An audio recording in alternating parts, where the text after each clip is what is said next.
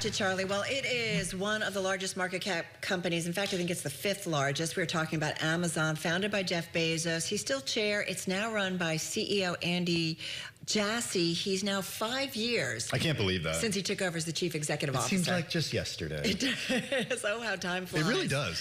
Hey, and what's interesting is Jassy was, as Brad Stone writes in the cover story of Bloomberg Business Week, he was once Jeff Bezos' deputy and the head of Amazon's cloud computing arm, massive computing arm.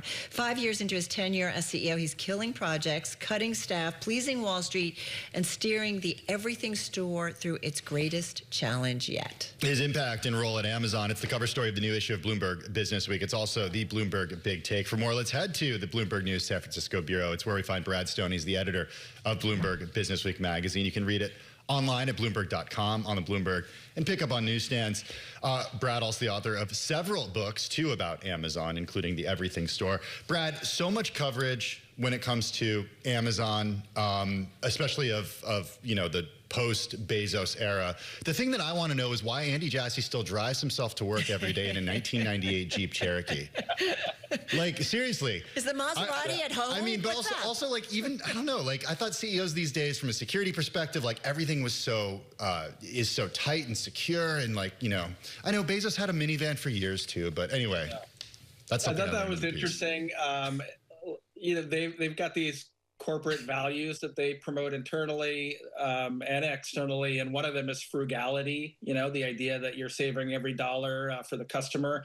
Walmart does the same thing, and I think the way Andy's such a Amazonian. It's where he's worked his whole life. He embodies the principles, and so I think it shows up in his personal choices, which include, he wore to the Business Week photo shoot what he called his 8-minute jacket, and it's a sport coat he literally bought in 8 minutes in a scramble for a customer meeting once, and so it's just the kind of guy he is. All right, so you know this company like no other, and Tim mentioned you wrote the Everything Store, you wrote Amazon Unbound. Why is now a really good time to be writing about Andy Jassy? Yeah. I mean, for tech companies right now, there is only one thing that matters, and that is, where are they in this great AI race? And do they have the leading models? Do they have the right partners? What kind of money are they spending on data centers? And this is what investors are watching and with bated breath, because the numbers are so large. And Amazon got a slow start. They had an opportunity to invest in Anthropic early, which they didn't. Some of their early models that they developed in-house haven't really been considered state-of-the-art. But I think it's become apparent over the past few months, maybe the past year, that Amazon's catching up in a number of ways. One, they've gone and Andy has formed partnerships with Anthropic, with OpenAI. OpenAI renegotiated its Microsoft deal, essentially to avoid the exclusivity contract. So ChatGPT models could be on AWS, Amazon Web Services. Amazon redid Alexa. They call it Alexa Plus now. And they're making these chips, these Trainium chips that are in some ways competing with NVIDIA. And Amazon's offering is very Amazon-like. It's come to Amazon, you'll have a sort of menu of all the models, and you'll do it more cost effectively than you might elsewhere. And frankly, like, AWS is now growing at a pace that it hasn't grown in a couple of years. Like, the market has sort of turned, and so it does happen to be 5 years for Andy Jassy. But you can make an argument now that Amazon has caught up, and it is one of the names that is leading us, whether we like it or not, into this new era. As you write in the piece, Amazon invented this category with AWS and cloud computing. Andy Jassy and Jeff Bezos sort of conceived this together years ago, and he was the head of AWS before he became CEO of Amazon. How did what he saw happening at AWS as a result of AI inform the way that he makes decisions about AI at Amazon? Mm-hmm. Well, I mean, I think they have a very good sense for what customers want, what the demand signals are, and no surprise, I see this in my own kind of personal habits. I'm experimenting more with AI. I think everyone kind of feels it. And what Amazon saw probably earlier than most is that customer and corporate demand for AI services was maybe even higher than folks even anticipated. And so they're spending $200 billion in CapEx this year alone building data centers. We visited one of them in Mississippi. It's the lead to the piece outside Jackson, Mississippi. These massive buildings that are rising up from the clay. And basically, one thing that Amazon can do better than almost everyone, because they are so early to the cloud computing movement, is stand up these data centers, and they're doing them all across the country. They're putting their own chips in them, and they're promising that capacity to companies like Anthropic and OpenAI, who can't even themselves get enough compute. So it does seem to me that Amazon's pretty well positioned right now, particularly for the bull cases and AI adoption. So does he have his LA raised girlfriend, now wife, to thank for him being CEO of Amazon? Right.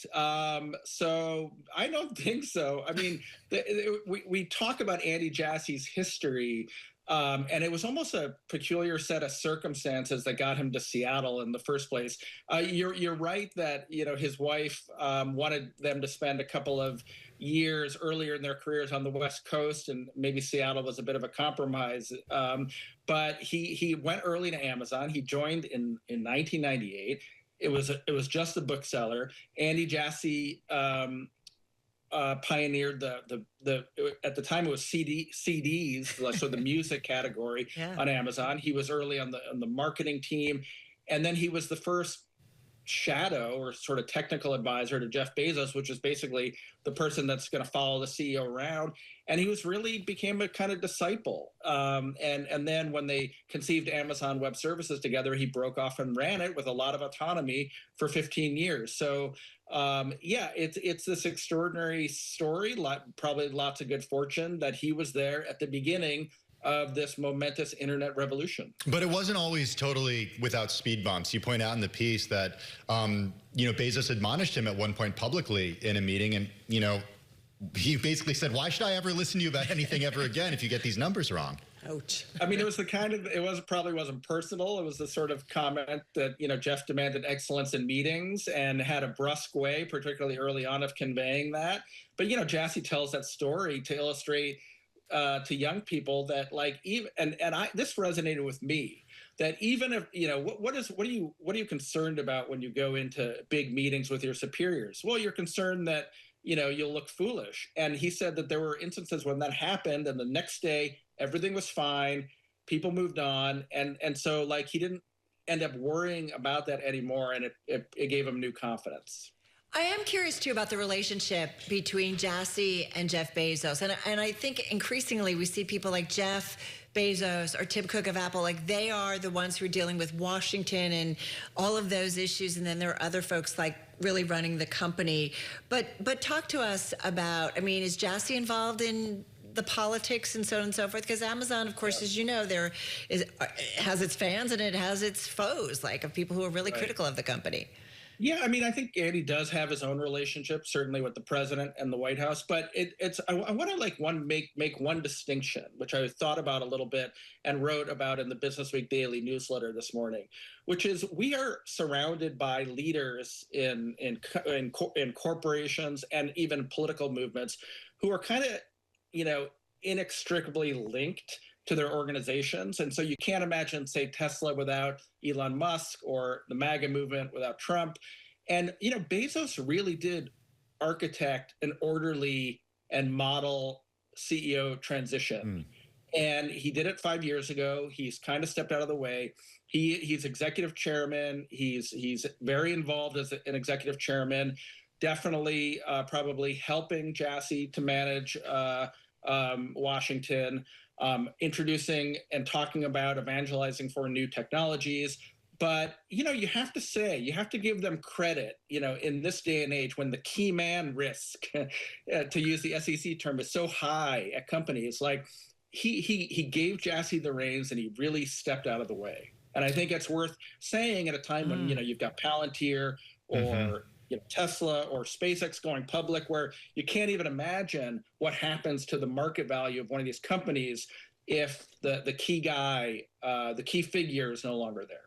And Brad, you make the point in the piece too that early on in the transition, he had to make some really tough choices as a result of some overhiring during the pandemic, a somewhat bloated corporate workforce that I think many would argue.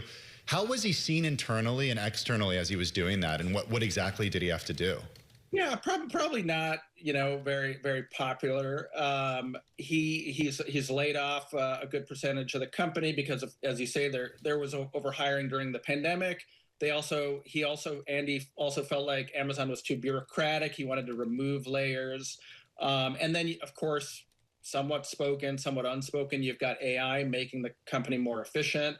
And when you take opportunity away from people, or you reduce the ability to promote, or people feel like promotions are closed off, it creates conflict and more. And this is not unique to Amazon. This is probably across business, certainly across Silicon Valley right now.